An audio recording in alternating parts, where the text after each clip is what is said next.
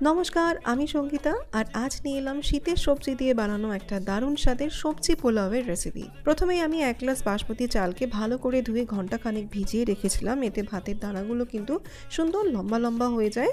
ভাতটা আমার রেডি হয়ে গেছে পোলাওয়ের জন্য। এরপর আমি কড়াতে অল্প রিফাইন তেলে কাজু কিশমিশ ভেজে তুলে নিয়েছি, সাথে একটু ঘি মিশিয়ে তেজপাতা, জয়িত্রী, লবঙ্গ, ছোট এলাচ, দারচিনি ফোড়ন দিয়ে ছোট করে কেটে রাখা ফুলকপি, গাজর, বিনস আর ভাপিয়ে রাখা কড়াইশুঁটি দিয়ে সবজিগুলোকে স্বাদ মতো নুন দিয়ে ভালো করে ভেজে নিয়েছি।